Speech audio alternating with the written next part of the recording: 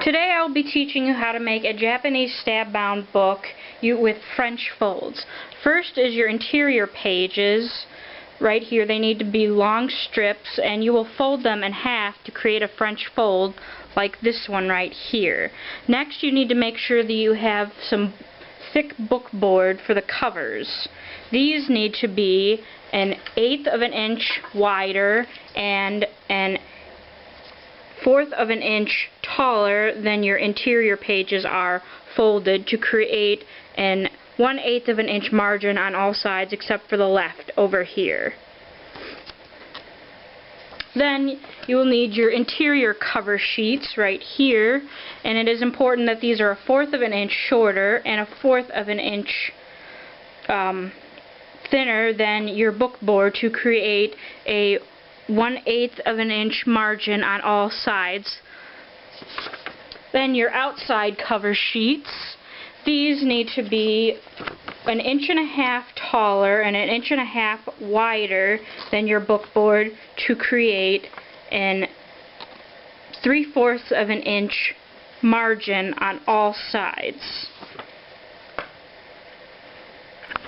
Next, make sure that all the pages you plan to use are folded in French folds, and that your outer cover paper, both sheets, have 4 40-degree angles cut on each corner. This will be folded in for when we get to the gluing step. This step will be starting with the back cover.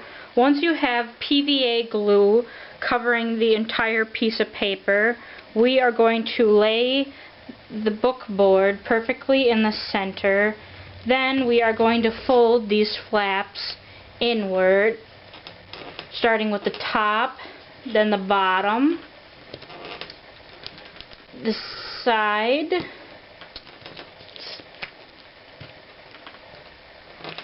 and there you have your book board covered with the back cover. Next, we are going to take the inside cover paper after you cover it in PVA glue and center it on the back cover, leaving a 1/8 of an inch margin on all sides. And there we have our fully covered back cover. Next, we will be focusing on the front cover. The front cover you will need to cut into 3 separate pieces. The first piece will be the binding part. This needs to be 1 inch wide. You also need to mark the places that you plan to poke the holes. The top hole here needs to be 1/2 inch from the top and 1/2 inch from the sides. The bottom hole here needs to be 1/2 inch from the bottom and 1/2 inch from the sides. Then you will make a mark for 2 more holes, which you need to try to make sure that they are about an equal distance from each other. Next is this piece that you'll need to cut. This needs to be 1/4 of an inch wide. This will be used as a placeholder for your back cover, but also you'll be pulling it out and not gluing it into your front cover, because you will want to use this part to be able to open and close your book. And this third piece is the rest of your front cover. Now, for gluing your book board onto your back cover paper, you will need to take all 3 pieces, keep them together, and try to lie them in the center as best you can.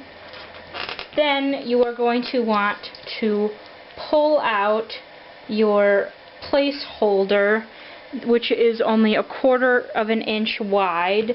Then you are going to make your folds inwards, starting with the top, then the bottom, and the sides. And there you have your back cover sheet on. Next step, after putting PVA glue on your inside cover page, you are going to want to lay it flat, leaving 1/8 of an inch margin on all sides. And there you have your front cover, which can flap back and forth for you to open and close your book. Next, you are going to want to clip your front and back board together and use your awl to poke holes in both of the covers so that you can sew these covers together. And there you have 4 holes for your binding. The next step, you are going to want to take your inner pages, which you folded earlier, and line them up with your back cover here. You want to make sure that you have 1/8 of an inch on all sides except for this left side. Then put your front cover over it and then clip them all together. Once you clip it together, you are going to want to poke holes all the way through. Now for the last step, once you have all 4 holes fully punched through, you're going to take a needle and wax thread. You're going to start with the back hole, stick the needle through, give yourself plenty of excess, then bring the thread up and over the top and go through that same back hole here. Then you're going to go around and go through that same hole there, tighten it up. Then you're going to go down through the second hole, tighten that up, and then come back over through the side, and you are going to repeat this all the way down.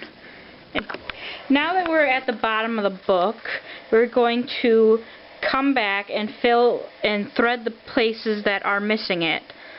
So we're going to come back through there like that, and see on the back how that doesn't have any thread there. We're going to go through there and we're going to repeat that step until everything has at least one layer of thread on it, until we go back through the original hole that we came through. And this is something that you are going to want to repeat. So you're going to need to repeat this entire stitching a second time. Now for the very last step, after you've stitched it twice, as you can tell from here, you will tie the ends together, and once you do that,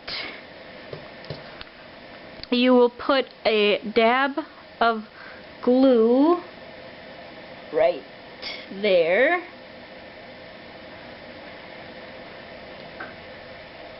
and once it dries, you will cut the excess off and you will have a perfectly working Japanese stab bound book, which you will no longer need these clips for.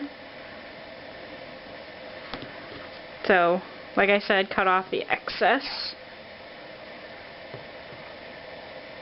when you're done.